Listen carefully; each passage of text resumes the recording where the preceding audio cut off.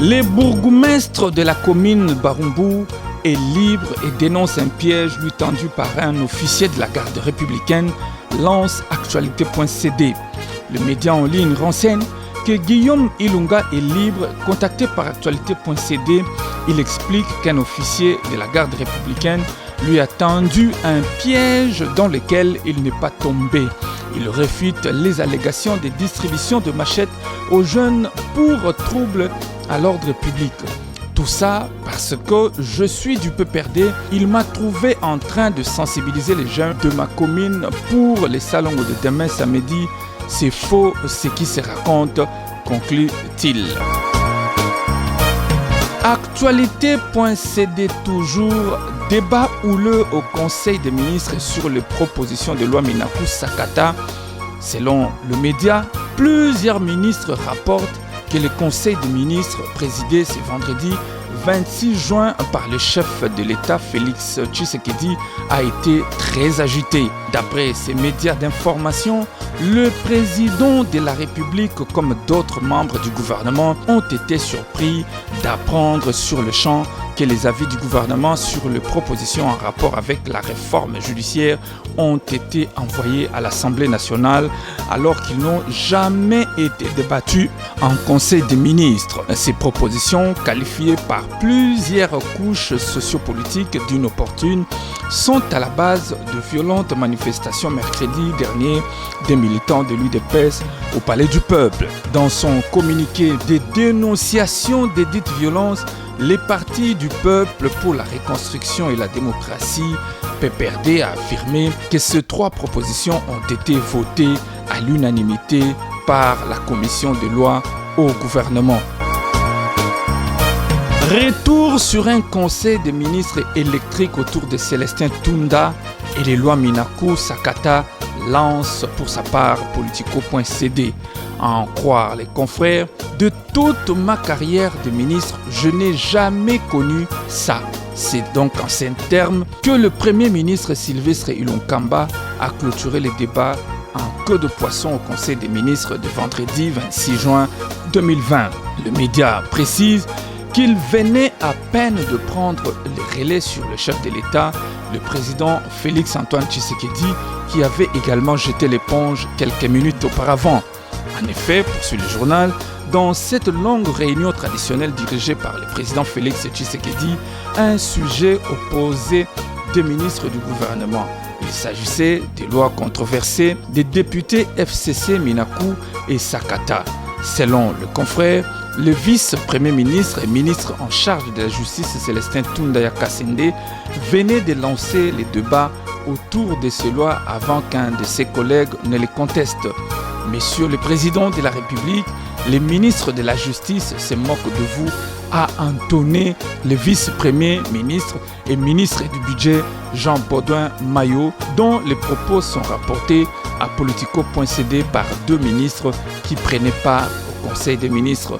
Comme plusieurs ministres issus de la coalition Cash, renchérit le média en ligne, Jean-Baudouin Maillot fait alors remarquer au chef de l'État que les lois en discussion sont déjà traitées par le ministre Tunda, qui a déjà envoyé les avis du gouvernement à l'Assemblée nationale.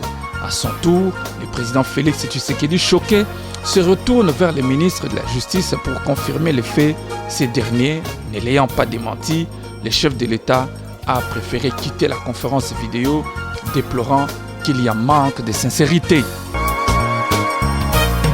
Scoop RDC.net lance plutôt qu'à cause de la tricherie scandaleuse, les conseils des ministres de ce vendredi 26 juin se terminent en queue de poisson.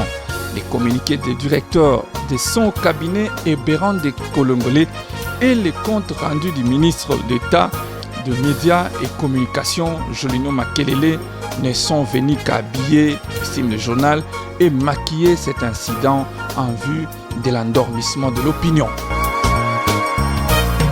Et c'est sur cette .cd de conclure, le gouvernement a jugé inopportun de poursuivre à son niveau l'examen des propositions de loi Minaku Sakata après être informé de l'initiative personnelle de Célestin Tunda Yakasende. Pour Paul Malébo Music Award en deuil, Charlie Balaka est mort.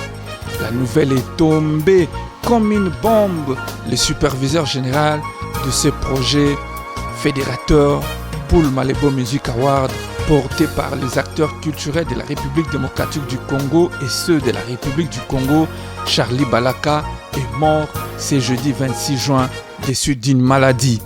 Pourtant, engagé ensemble avec ses collègues pour promouvoir la culture, particulièrement la musique des deux rives de deux capitales les plus rapprochées du monde, l'ancien chargé de communication de Wenge Tonia Tonia, Wenge Musica, Maison Mère et Quartier Latin respectivement des artistes musiciens Adolphe Dominguez, Weranson et Kofi Olomide n'aura vécu qu'une seule édition de cet événement, dont la première édition a eu lieu le 1er novembre à l'hôtel Memling à Kinshasa.